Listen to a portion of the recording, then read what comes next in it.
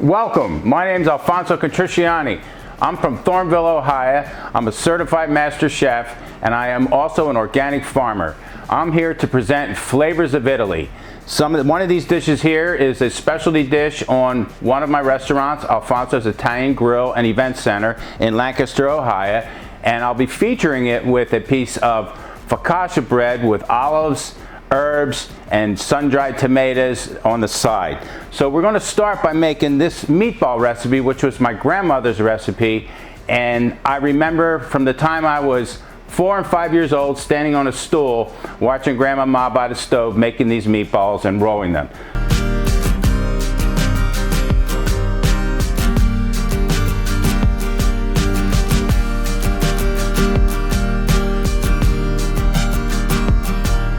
So we're going to start by adding a little olive oil, blend it.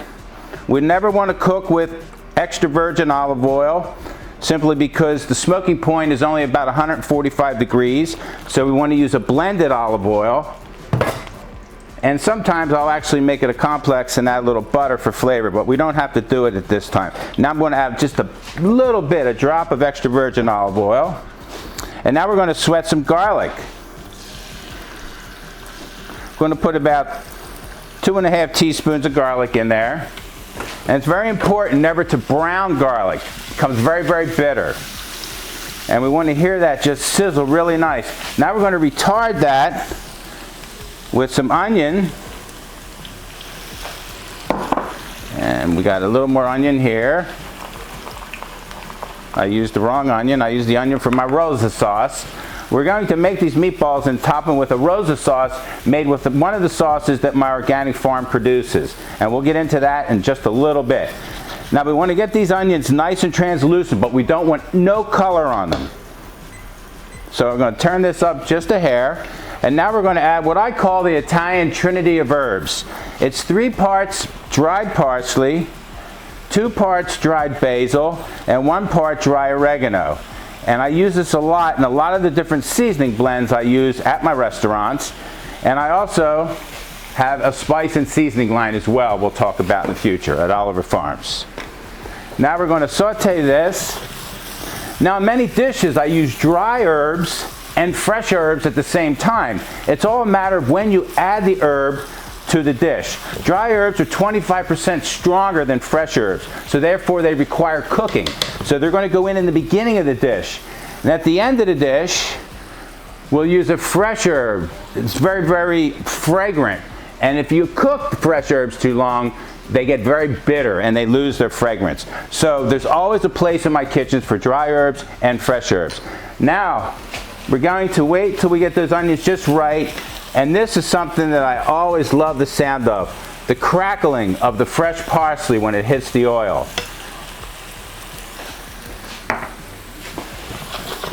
Now this is done, so we're simply going to take that burner, slide this off here, and now we're going to jump to the actual meatball. And it just so happens I have some of this onions, garlic, and trinity already sauteed and cool, and we're going to place them in a bowl. And now we're using 2½ pounds of beef, and this here is 71/29. It's very, very important. You don't want to use a lean ground beef when you make meatballs. You want to have something with a high fat content. So we're going to put that in the bowl, and then we're going to add 3 eggs. We're going to add 2 cups of panko crumbs, and what we're doing is making a panada.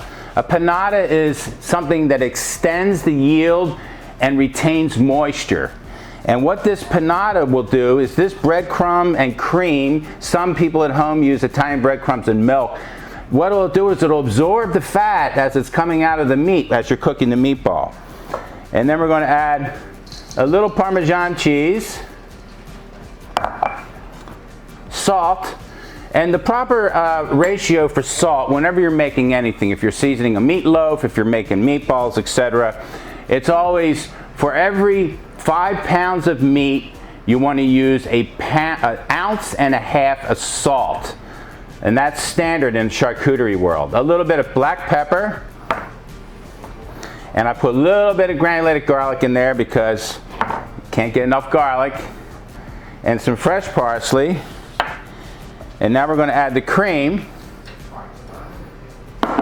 And now we're going to mix this, mix it very well. Now at home, you can actually mix this at home in a little KitchenAid mixer if you'd like.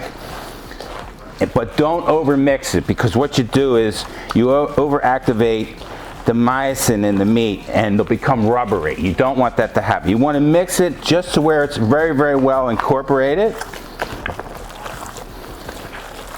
And if you follow my recipe, you'll have the best meatballs in town, and I guarantee it.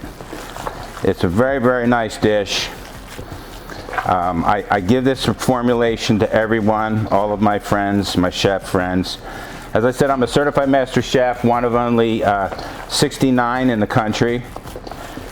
I got my master chef certification when I was 36 years old in 1995. And now that's nice.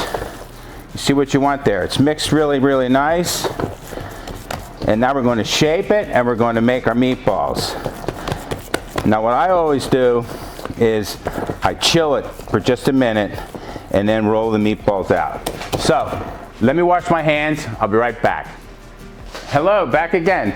We're going to make sauce Rosa right now. And what I'm using as a base is one of the sauces from Oliver Farms. It's Mama's Marinara. Oliver Farms is a 100-acre certified farm. We grow tomatoes. 2 seasons ago, before the drought, we had a drought this past season, we actually grew 96,000 pounds of tomatoes. Our tomatoes are certified organic by OFA, Ohio Ecological Farm and Food Association. So what we're going to do now is we're going to heat this pan up. And again, as I said before, we're going to use a little bit of blended olive oil.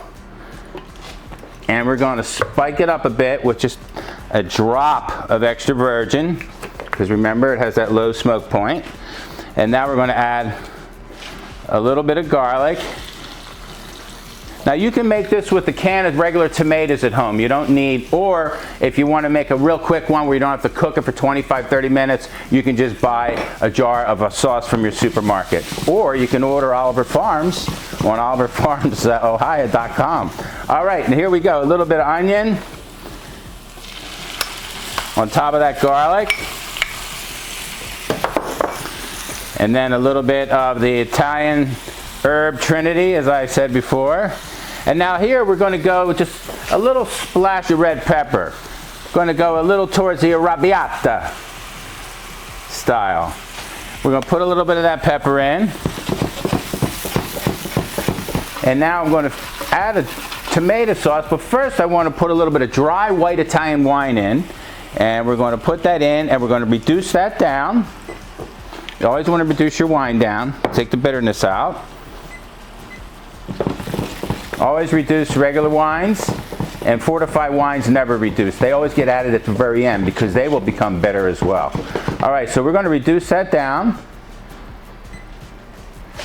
And as that's reducing, we're going to take a little bit of this basil, and look, 3 meatballs right from the oven. It smells like Little Italy right now. And we're going to take the fresh basil, and we're going to chiffonade. Chiffonade, little ribbons. And as I said, fresh herbs at the end. Now that's reducing very nicely, smells very nice. Now we're going to add 16 ounces, I had one of these open, here it is, of Mama's Marinara.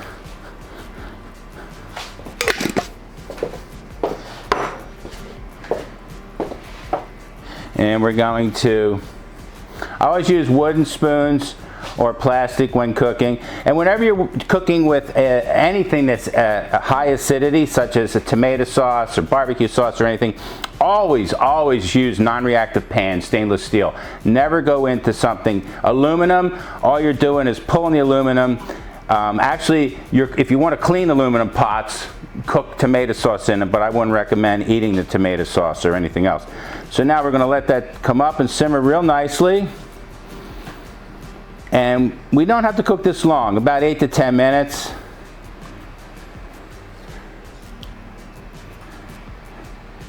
And then what we're going to do, we're going to let that simmer and we'll be back in 2 minutes. Back again. All right, this sauce is starting to smell real nice.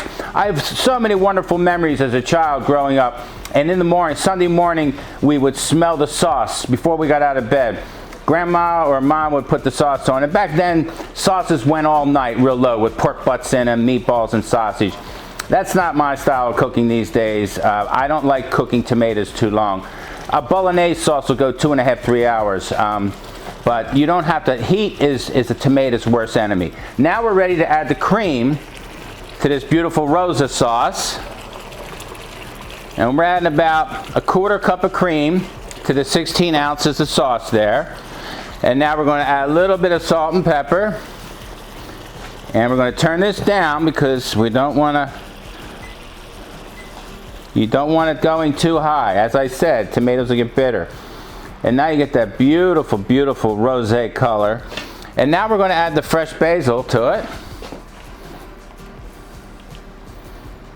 And then we're going to put a little bit of Parmesan cheese in there.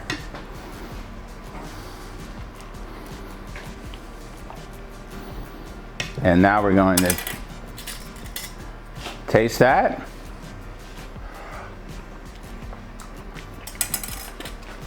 Wonderful, wonderful. All right, now what we're going to do is we're going to top our polpette. It's Italian for meatball. And the meatball merely is a garlic and beef dumpling. And then we're going to take some fresh buffalo mozzarella. And we're going to put a piece of mozzarella on that.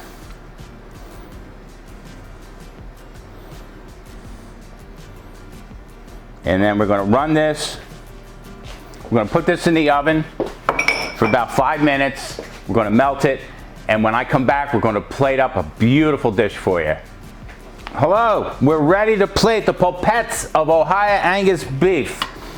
We have the sauce of Rosa. We melted the homemade mozzarella on top. And it's just going to be beautiful. You're going to love it. You're going to love it. It's a great appetizer or great way to present meatballs as a main course. We're going to put a little bit of Rosa on the plate.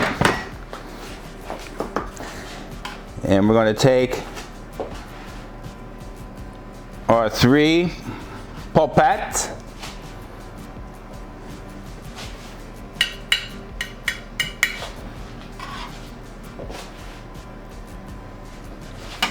And now we're going to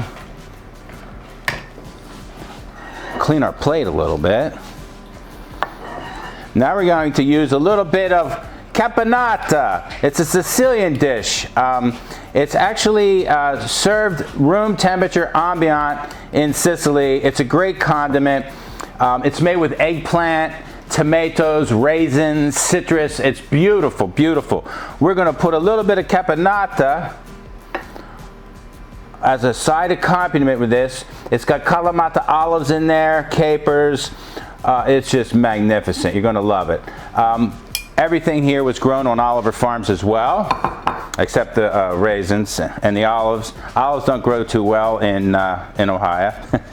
And now we're going to take a little bit of fresh basil, a fine, fine chiffonade.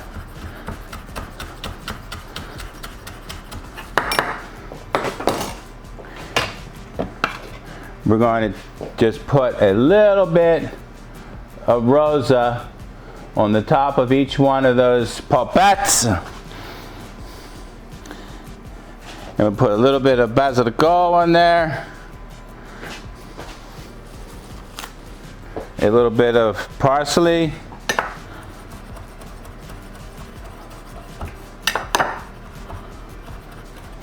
A little basilico. A little parsley,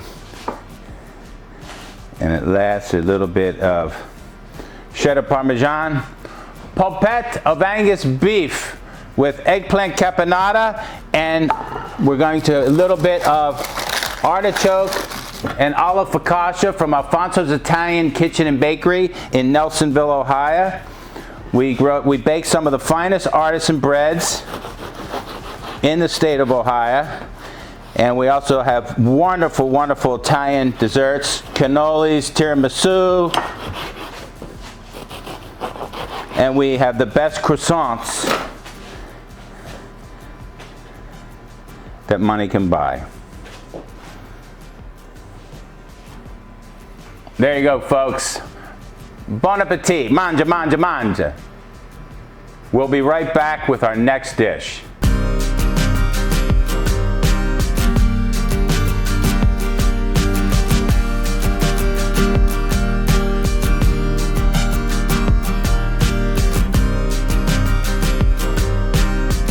Welcome back. Chef Alfonoso here, flavors of Italian cuisine. Our next course is going to be seared Tuscan style salmon. It's going to be served over a stew of sun-dried tomatoes, spinach, and cannellini beans.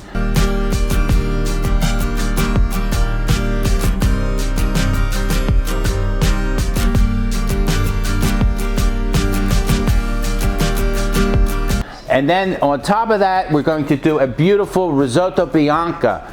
A risotto bianca is just all about the risotto. There's not too many impeding flavors in there. It's merely a little bit of complex butter, a little olive oil with some whole butter in it, a little bit of onion. We saute the rice, etc. Risottos, there's three types. There's arborio, which we're using here today, and then there's also carnaroli and Nonna are the other two types of risotto in Italy. The one thing about the Italians, they don't export their premium products. They keep them at home. If you went into the stores and you start shopping for carnaroli or Nonna risotto, you'd have to go to a specialty shop. There's not much here in this country. It's the same with their premier olive oils. In Italy, they keep everything for themselves and they export the other products. So arborio rice would be the way to go. So we're going to start out with a warm skillet here, and we're going to add a little bit of olive oil, blend it. And remember, we want this to be all about the rice, the creaminess of the risotto. We don't want a lot of impeding flavors in there. Now we're going to add a little bit of whole butter. And this is called a complex oil because it's seasoned. Put a little butter in there. You're going to love this salmon dish. It has one of my seasonings on it. Now we're going to take a little bit of diced onion or shallots. And when you cook risotto, you actually, I shouldn't have said that. Correct me. You don't cook a risotto, you build a risotto. Risotto is broths, and we could poach different items, seafood in that broth, pulled aside, and we could use that broth. A traditional risotto is 1 part rice to 4 parts stock or fond. Now we got those onions translucent in the olive oil and the whole butter, and now we're going to coat that rice well over medium to high heat. It's very, very important to coat that rice and to seal it. So we're going to be stirring it constantly. And what that does is it helps aerate the rice. If you ever seen a wooden spoon with a hole in it, that's actually a risotto spoon. And it's used to go and add air to the actual risotto during the cooking process.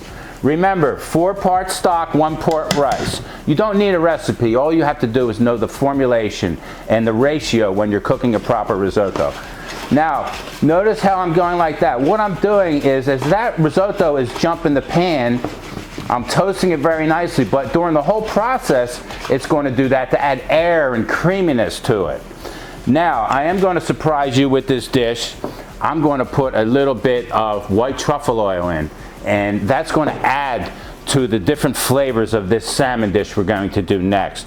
You're going to love this dish. This is a dish where you can go in the kitchen in 40 to 45 minutes and prepare start to finish. No excess work, not sweating all morning in the kitchen. And you can really, really wow your guests or your family. Now, we don't want any color on this rice. I don't know how, if I had a dime for every time I yelled at my sous chefs or cooks for finding rice that was over toasted when they were building their risotto for the line. Now, as I said, 1 part rice, 4 parts stock.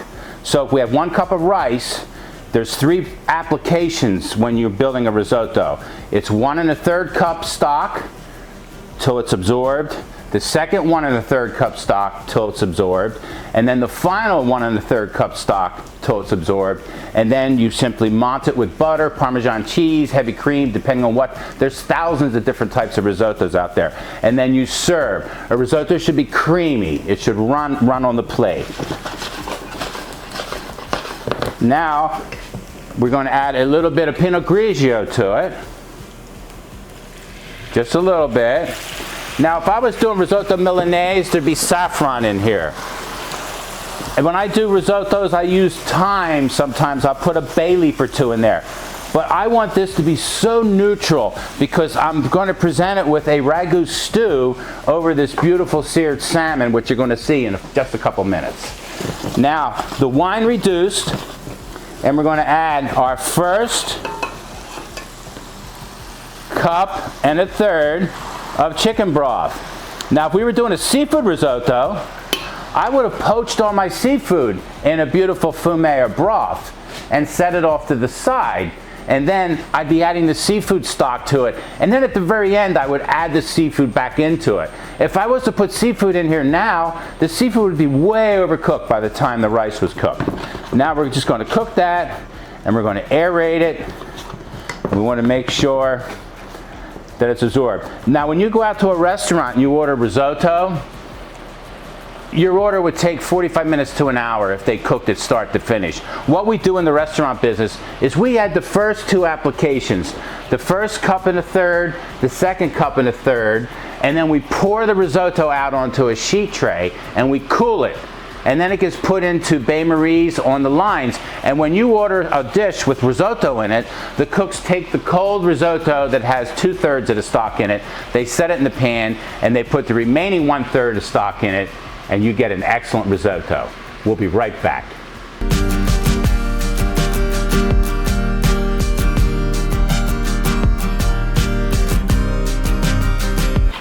We're back. Well, I'm finishing up this risotto now. I'm going to hold back a little bit of the broth though. But the main thing I want to show you is this technique here. We're just simply folding some air into it. We want it super, super creamy. And this here is just a straight risotto bianco. There's no powerful flavor in there. There's no thyme in there. There's no bay leaf in there. All it is white wine, a little bit of garlic, some onion or shallots, and stock with rice. And we want it nice and creamy. So we're going to pull that off to the side there, and we're going to heat our pan up. And now we're going to start our salmon dish here. And this dish right here, this salmon dish is phenomenal. It's seared salmon, and it's with Oliver Farms salmon rub, which is a collection of 11 spice blends, 3 different types of peppercorns, a little brown sugar, a little granulated sugar, and a couple of those spices in there is what really makes it jump. There's fenugreek in there. There's also a little bit of star anise and a little fennel seed in there. And I call this salmon dish in my restaurant salmon brulee. And in the summer when corn is in season, we do a beautiful white sweet corn and white truffle coulis we'll put underneath it. And we call it brulee. Brulee in French means burnt. And we're not going to burn this salmon. You're going to see when I season it, and I'm going to cook it right now. It's going to get a beautiful, beautiful crust on it. Golden brown is what we're shooting for. So what we're going to do is we're going to add a little bit of oil there. And then we take a little bit of this salmon rub.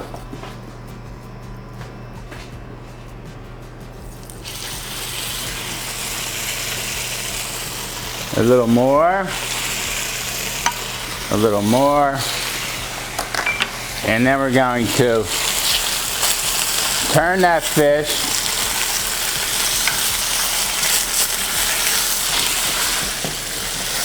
and that's what we're looking for. It's a nice, it's not Cajun cooking, it's Italian cooking, but what we do here is we like to call this a bronze.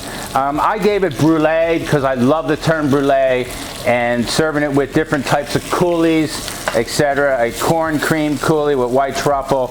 And what we're going to do now is we're going to take this and we're going to put this in the oven, and when I get back we're going to make the sauce, and we'll have the risotto, which is already done. We're going to finish up, and we're going to add the beautiful stew that I'm going to make when I get back, and the salmon, and we're going to top it with a very nice light salad of arugula or rocket with shaved fennel and a little bit of red onion in a limoncello and white balsamic vinaigrette. Can't wait. See you in a little bit. Ready to rock. Mangia bene, Chef Alfonoso here. We are going to do the main course now, which is always the main event. The encore will be the dessert, which I'm sure you're going to like. What we have now is we seared these gorgeous, gorgeous salmon steaks with a little bit of Oliver Farms salmon rub. And I call it a brulee. It's a beautiful, beautiful coating. And as I said before, we got all those spices and accents in there. A little bit of sugar, a little brown sugar, 3 types of peppercorns and sea salt, and 8 types of spices. You're gonna love it. It's a very nice, easy dish. Now we're gonna make the stew. And to start the stew, we're gonna take a little bit of blended olive oil in a hot skillet. And we're gonna add a little drop of that extra virgin in there. And then we're going to take a little bit of garlic. And what we're going to do here, this is sun-dried tomato, spinach, and cannellini bean stew or ragu or potpourri. Usually potpourris are very thin stock. This is a little heavier. And now we're going to add, remember we said about garlic, you don't want it to brown. You maybe light golden. We're going to retard that with some onion. And now we're going to add sun-dried tomatoes. Sun-dried tomatoes come 2 ways. They come dried or they come packed in oil. These were packed in oil, and we fine julienne them. What we want to do now is we want to steep them. We want to make them a little more tender for the dish. Cooking is also having contrast of textures and flavors. So we already have the bean, which is very, very soft. We have the spinach in this ragu, and we're going to have sun-dried tomatoes. So we don't want to make the sun-dried tomatoes mush, but we want to make them very nice, very palatable. All right. Now we're going to saute them a little bit over medium heat, and we're going to add a little bit touch of Alfonso's trinity of herbs. And I'm going to test you at the end of this segment, and you better know what the trinity is. And I'll tell you one last time, it's 3 parts dried parsley, 2 parts dry basil, and 1 part dry oregano. So write that down.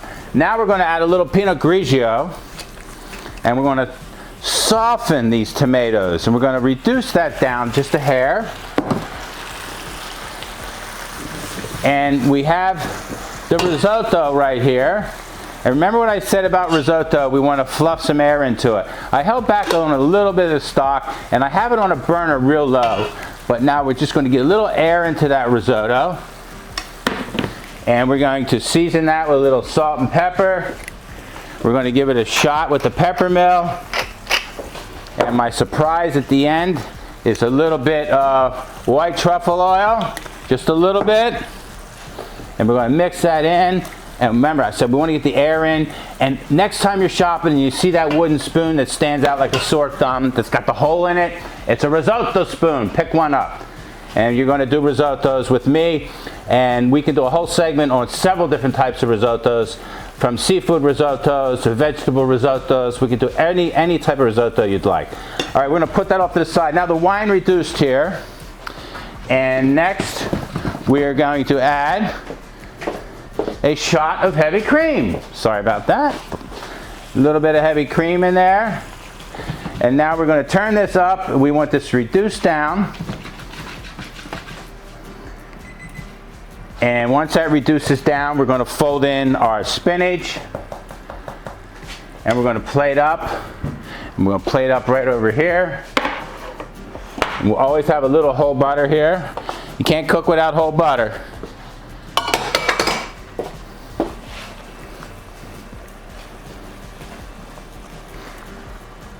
As you tell a French chef, the reason French food's so good is there's a 1/4 stick of butter in every dish.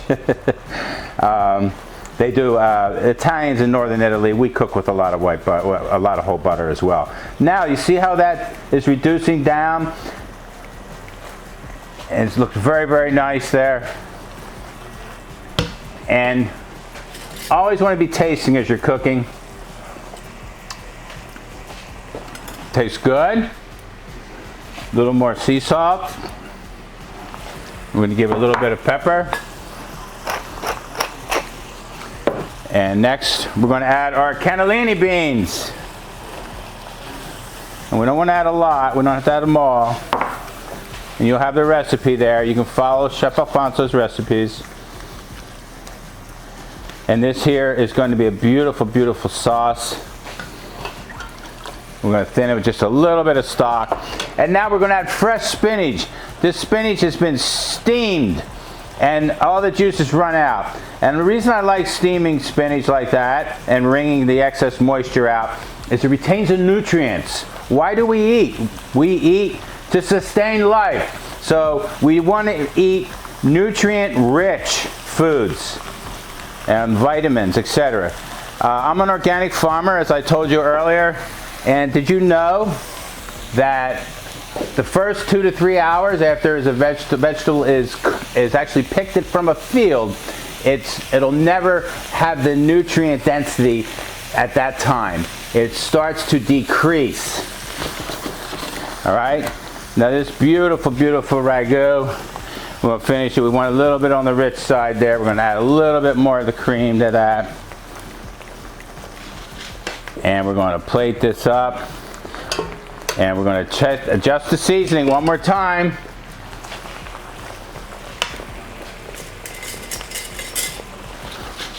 And we're going to turn our burner down just a little bit and actually we're going to turn that burner off. And that is just gorgeous, gorgeous, gorgeous ragu. Simply divine, simply divine. All right, we are going to now make a quick salad to go on top of the fish. I call this a salad. We're going to take a little bit of fennel or anise, and we're going to shave this into a bowl with some arugula. And I have my truffle slicer here rather than a mandolin. And we want to make sure that we get it super, super thin.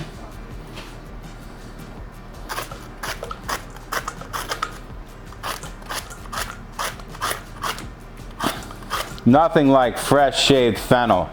Alfonso's Italian Grill shaved fennel is in our house salad. It's gorgeous, gorgeous, underutilized. It's like grinding peppercorns. You never get the robust flavor or the aromatics from black pepper out of a jar. When you grind that peppercorn, it increases by 200–300%. All right, next we're going to take a little bit of red onion, and we're going to do the same thing. We're going to shave a little onion in there, super, super fine. And then the last thing we're going to do is add a little bit of lemon juice, white balsamic vinegar, and limoncello. And I'm going to put a little bit of lemon zest in there as well. And we don't need that in there. A little bit of salt and pepper. Done with that. And we'll zest a little bit of lemon in there. And this is going to add very, very fresh appeal to this dish. Because remember, we have the aromatics of the lemon, the limoncello, etc. And we're going to put a little bit of fresh pepper in there as well. And in fine dining, if you want to get real fancy, we can put lemon fillets or supremes, as we call them in the kitchen, in this salad. But we're not going foo-foo today. All right. A little bit of flat leaf parsley, pluchet. A pluchet is the actual leaves. Pluchet. Just a few pluchets. And that is now ready for plating. So first I'm going to plate up an individual dish, and then I'm going to do a dish for 3, family style. So we're going to take our sun-dried tomato, spinach, and cannellini bean ragu.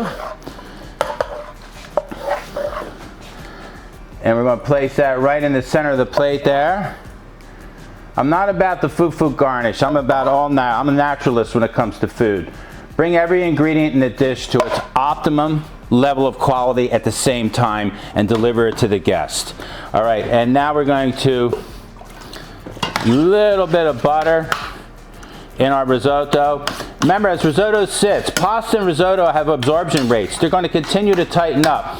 A risotto has to be actually creamed a la minute right before it's served, or add a little more stock to it if there is no cream. Now this is a Bianca, there is no cream.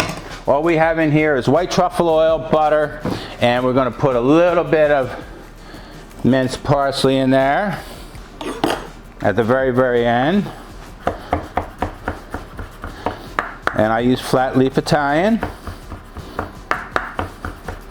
And we'll make sure that the particulate size is important with food, because remember, when people are eating, everything's going on the palate, so you want little shots of flavors at the same time. It's like a peppercorn. It has to be the right size, the right gauge. If it's too big, it's going to kill your mouth. All right, now we're going to add the parsley into our risotto bianco, and we're going to put that on the top of that beautiful ragu.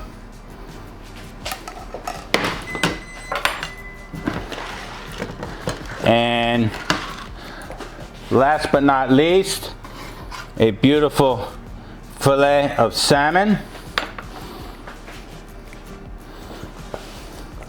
And then this gorgeous salad with limoncello and shaved fennel on the top of that salmon. Ladies and gentlemen, fillet of salmon, Tuscan style, with a beautiful ragu of cannellini beans, sun-dried tomato, and fresh spinach from your garden on a risotto bianco, topped with a very, very nice salad. I'll be right back, and I'm going to have the restaurant platter done, and then the big surprise of the day is Grandma's ricotta cheese pie. So stay tuned.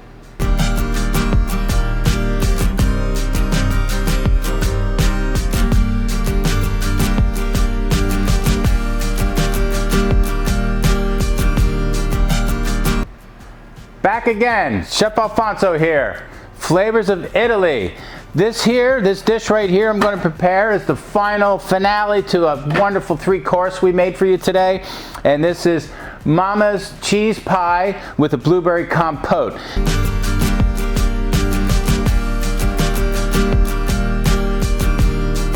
And we're going to start out with the dough for the tart, or pie, whatever you like to call it. What I'm going to demonstrate here is the pâté sucré. Sucré, it means sugar in French. There's different types. A traditional pie dough is a pâté brisé in French. Basically flour, lard, butter, salt, etc. But let's talk a little bit about flour in general. Flour contains gluten. So what we want to do is, have you ever had a pie that was just you could build a house with it? It was extremely tough. Well, the gluten was overactivated. So there's 2 ways to inhibit the development of gluten when you're mixing and incorporating these ingredients. One is acidity, either lemon juice or white vinegar, and another is temperature. A lot of people, I judge the state fairs, pie competitions, people go crazy. They put the equipment in the freezer, they put the flour, the butter, they put everything in the freezer. Well, this formula right here, we have cube butter that is very, very well chilled, and you can put it in the freezer as well. And then, of course, agitation would be a third one. Do not overmix, but mainly acidity and temperature is extremely important. So what we're doing is, this is just adding 2.5 cups of flour, and then we have 1.5 cups of sugar, and now we're going to add a little baking powder to give this a little lift, and then some salt. anytime you're making any dough, any type, you want just a little bit of salt in there. All right, so what we're going to do now is we're going to, you can make this by hand if you like, in a bowl, and the French term is called sablé, pea-sized crumbles of fat. But what we're going to do is do it in a food processor. I love doing it this way. It saves a lot of time. So what we're going to do is run that, jog or pulsate until we see little particles of fat in there. All right. And then what we're going to do is we're going to add our eggs with a little lemon juice. So what I have here in this formula is 1 whole egg, 2 yolks, because remember, yolks contain all the fat in an egg yolk. I think an egg yolk contains 4 grams of fat. White is 80% water. Another trick a lot of people use for their pie doughs or pâtés sucrés, etc., they replace the water with vodka, which will give you a tender dough as well. I'm a pastry chef and baker as well as a certified master chef, so I love researching ingredients, and that's the trick. If you know the functioning of ingredients, you'll always be a great cook or baker in your kitchen. It's all about science. So we're going to go on here real slow and add this. Add the liquid in there. Guess we should take that out.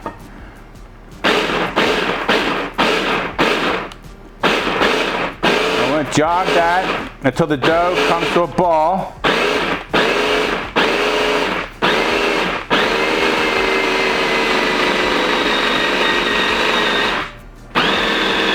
Now it's balling up.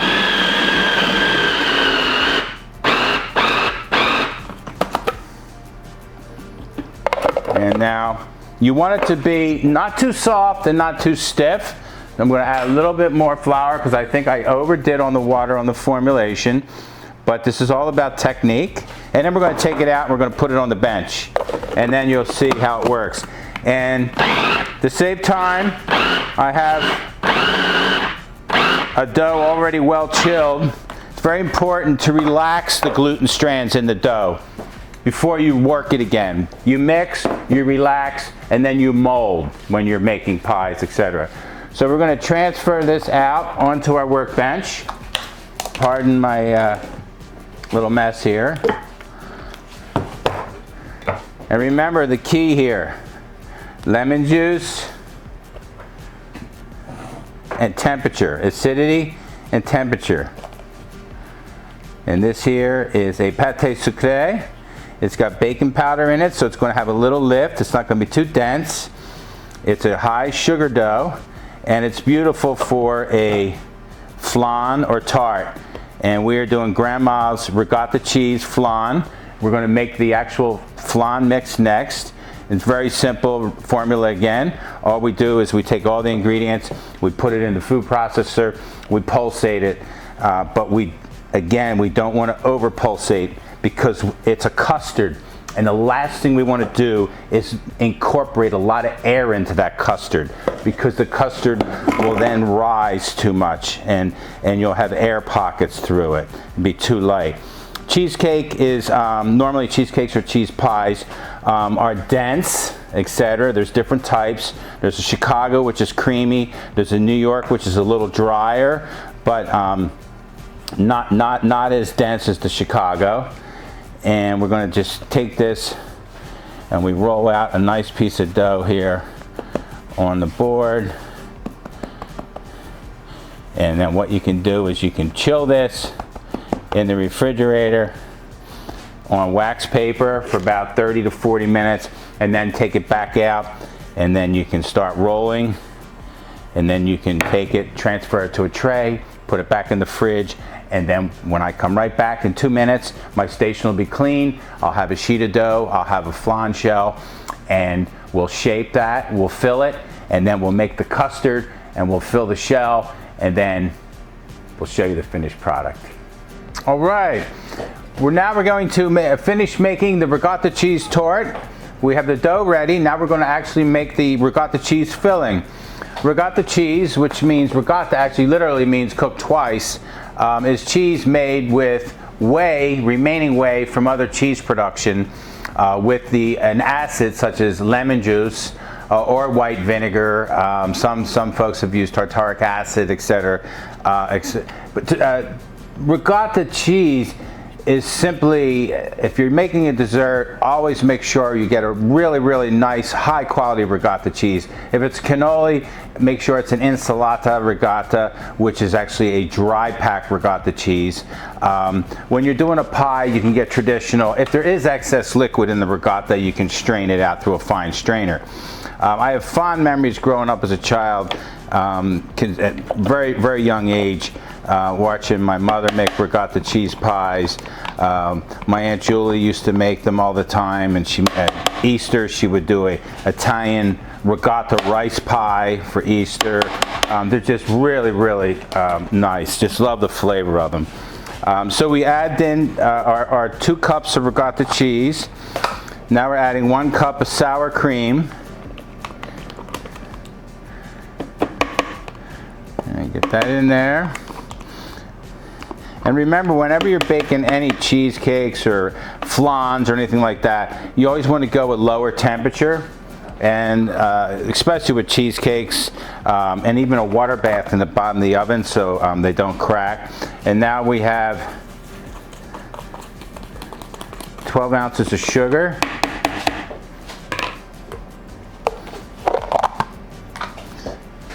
And this here is 2 ounces of Marsala wine. And now we're going with 2 whole eggs and 1 egg yolk.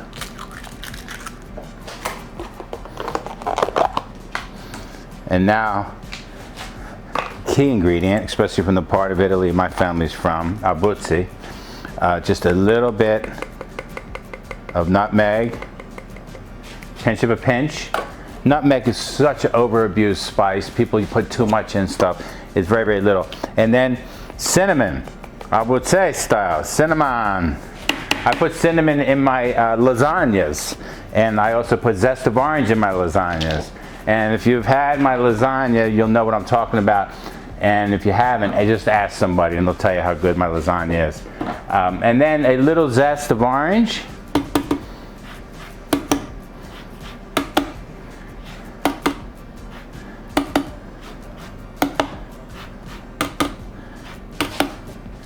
And zest of lemon, with all of those beautiful, beautiful flavors and undertones to come through and complement.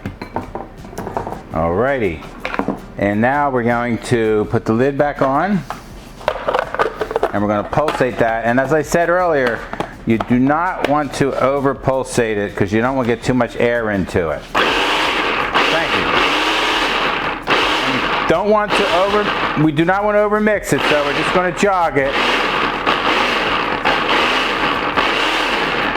And we're going to put our spatula in there, scrape the sides.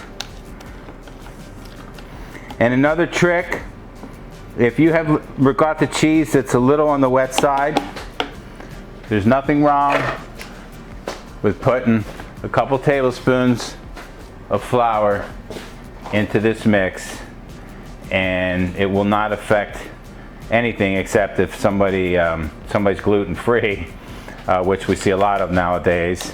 But if they're eating this, they're not gluten-free anyway because of the dough. And I smell those flavors, especially the Marsala right there. And that is ready. I want to show you the consistency of it. And we're going to go. Now, the other thing to do is put this in the fridge and chill it for about 20 to 30 minutes. But you see that there? That's the consistency you're looking for. And I just so happen to have some already chilled, and I have a piece of dough that's already sheeted and relaxed, and we're going to go right into assembling the ricotta cheese flan. So we have a little bit of the mix there. I'll call that a batter. And then we're going to, now you can line a 9-inch pie pan, an 8-inch, a 10-inch. You can do flan pans. You can do anything and bake these bigger. I just so happen to do individual right here.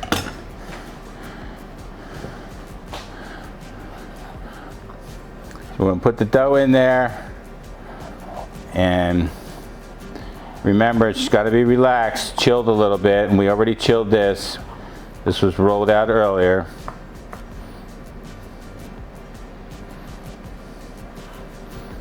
And just make sure that it's even. Go all around the pan.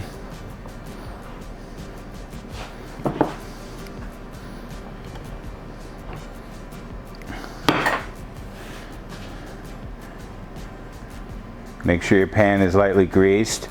And then again, this is a pâté sucré.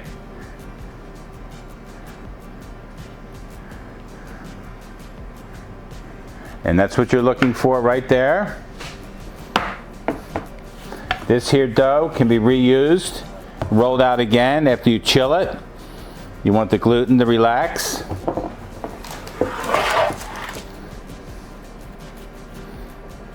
And if you're doing, I've lined this pretty thin. This will all bake at the same time.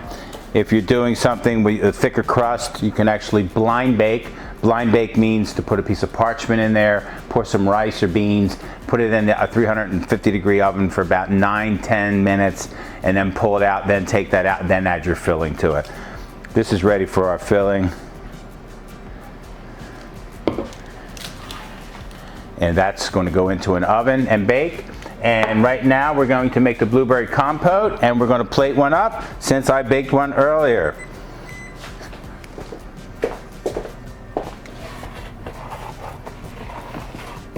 So out of the oven, we have a flan. And see the color you get from the sugar there, the pâté sucré. It's got a lot of butter, a lot of sugar in there with flour. It's not like a pie dough. It's going to taste just like a butter cookie. And that creamy ricotta filling inside. And we'll plate that up in about 2 minutes. I'll be right back. Thank you. All right, and here we go. Ricotta cheese flan. We topped it with some blueberries and a little bit of orange segments, and just a wonderful, wonderful dessert with our pâté sucré and a beautiful warm custard of ricotta cheese, sour cream, accented with flavors of Abruzzo. Thank you very much for joining me today. The polpette of Ohio Angus beef, a wonderful, wonderful dish as an appetizer or as a main accompaniment to pasta for an entree, with a little bit of olive and artichoke focaccia bread.